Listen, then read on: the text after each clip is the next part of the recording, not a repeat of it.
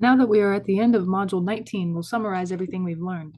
In this section, we looked at the 4 steps of a hypothesis test as they relate to a claim about a population proportion. The first step would be determine the hypotheses. The hypotheses are claims about the population proportion P. The null hypothesis is a hypothesis that the proportion equals a specific value P naught or P sub 0. Usually they say P and it's spelled not. And I think not means nothing. 0, nothing.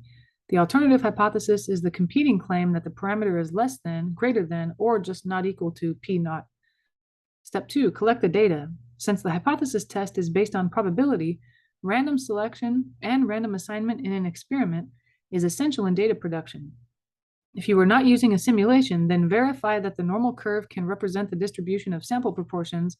N times P naught has to be greater than or equal to 10, right? And then N times 1 minus P naught also must be greater than or equal to 10. Third step, assess the evidence.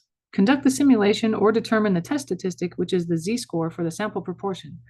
The formula is z equals, I can zoom in here, P hat, which is the population proportion, minus P naught, the assumed population proportion talked about in the null hypothesis, all divided by P naught times 1 minus P naught over N, all in a square root. So if you calculate that, that should be your z-score. And then if this is a normal model, find the p-value using StatCrunch or the normal distribution calculator. If the alternative hypothesis is greater than, the p-value is the right area to the right of this test statistic, or the z-score. If the alternative hypothesis is less than the p-value, it is the area to the left of the test statistic.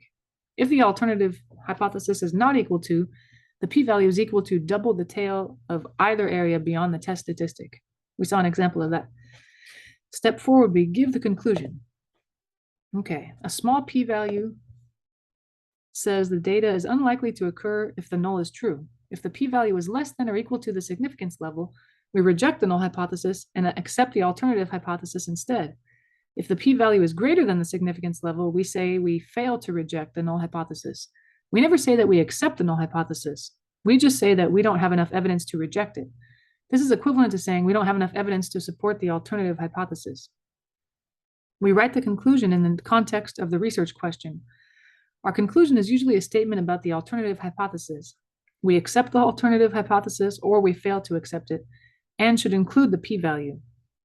Inference is based on probability, so there is always uncertainty. Although we may have some strong evidence against it, the null hypothesis may still be true. If this is the case, we have a type 1 error. Similarly, even if we fail to reject the null hypothesis, it does not mean the alternative hypothesis is false. In this case, we have a type 2 error. These errors are not the result of a mistake in conducting the hypothesis test. They occur because of random chance. Now we'll look at other hypothesis testing notes besides just the steps to a hypothesis test. Remember that the p-value is the probability of seeing a sample proportion as extreme as, or the one observed from the data, if the null hypothesis is true. The probability is about the random sample, not about the null or the alternative hypothesis. A larger sample size makes it more likely that we will reject the null hypothesis if the alternative is true. Another way of thinking about this is that increasing the sample size will decrease the likelihood of a type 1 error. Recall that a type 2 error is failing to reject the null hypothesis when the alternative is actually true. Increasing the sample size can have the unintended effect of making the test sensitive to differences so small that they don't matter. A statistically significant difference is one large enough that it is unlikely to be due to sampling variability alone. Even a difference so small that it is not important can be statistically significant if the sample size is big enough. Finally, remember the phrase garbage in, garbage out. If the data collection methods are poor or bad, then the results of a hypothesis test are meaningless. So no statistical methods can create useful information if our data comes from convenience or voluntary response samples. It has to be random. Additionally, the results of a hypothesis test apply only to the population from whom the sample was chosen.